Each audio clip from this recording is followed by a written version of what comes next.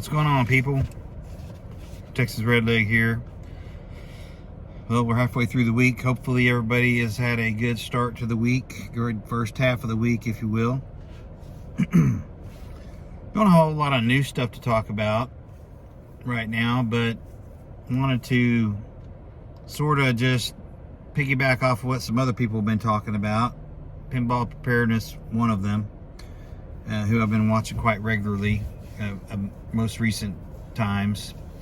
But I always get some good content from him, and it's great to look for those videos every morning, because it's so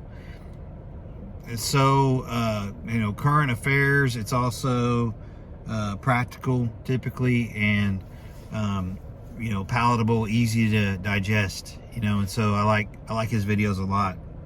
I'm sure a lot of you do as well. But with everything that's going on, you take everything from 15-minute cities to the Great Reset to killing of the fossil fuel engine, the internal combustion engine rather, fossil fuels, and the willful boost to electric vehicles and all that entails. Sort of all goes hand in hand, right?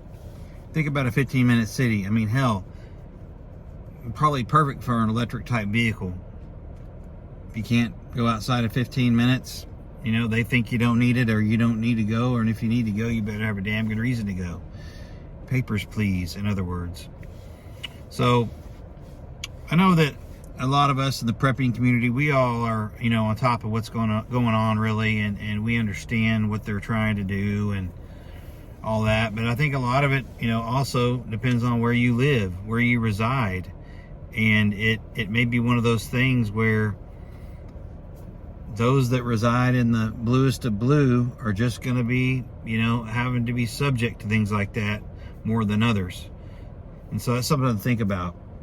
And I know that it's not always easy for somebody to pick up and move and get out of somewhere that's not conducive to their lifestyle or their pocketbook or the security, so you got to make do with what you got, I guess. So, but with the 15-minute city thing and the killing of jobs, the killing of affordable food and goods, it all sort of comes together and goes full circle in the fact that this is what they really want us to, they're wedging us into a certain lifestyle with limitations, and it seems to me like that's what they want to do, for whatever reason. Control, greed probably has a lot to do with it. You folks probably know better than me, but nevertheless, it's something to think about, and it's something that we better take seriously. And hopefully, if you live in a deep red area, or you have still a lot of freedoms in place in your life, hopefully your cohorts vote to keep it that way, and your elected officials operate that way. But we never really know. It's one of those things where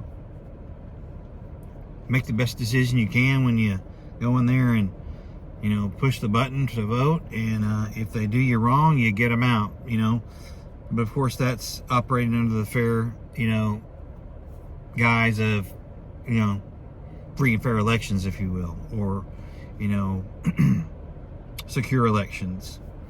With the impending lockdowns and everything, that it seems to be the talk of the town everywhere you go, and the mandates, it seems to all be pointing towards another situation where lockdowns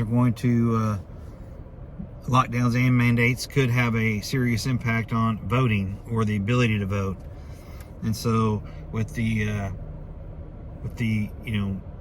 implementation of mail-in voting, or online voting, sure is a whole lot of opportunity to mess with that, or engineer it the way you want it to be, or generate this or generate that.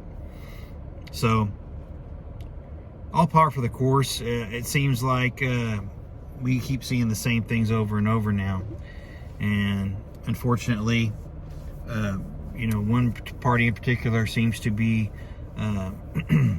hell-bent on doing what it takes to retain power, whether it be implementing restrictions on people's right to vote, or flat out lying, or nefarious prosecutions, or all the above. So just keep your head up, people. Know what you believe in. You know your area, you know your people, you know your family, you know better than anybody what your situation is and what's normal. And it seems to me that it's one of those things where we're just gonna have to make decisions on the fly about things. And there's a lot of people that are in a position where they've made a choice that they just think the republic's dead, and it may be from a constitutional background, from a fairness, or impartial federal bench, impartial jurors, impartial judges, whatnot.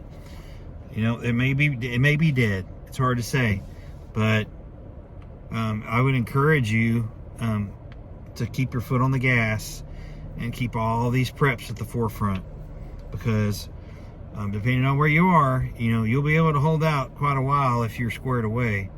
And I hope that everybody is, but anybody that tells you they're totally prepared, I don't think that's true, because, we can never be prepared for everything. I think, I've said it 1,000 times probably, I prepare to lessen the pain, and I prepare to, insulate myself from government intrusion. So I hope you guys and gals are keeping your heads up. The economy sucks. You can't go to the grocery store and come out of there with anything for less than $100 now. And it's a crappy way to go, and this is Joe Biden's economy. And quite frankly, I'm a little worried about the economy and internally what we got going on versus our enemies abroad. Not that we don't have issues, we do. And this is one of those things where it could hurt us. So everybody keep prepping, stack it deep, and long live the Republic. Y'all take care now.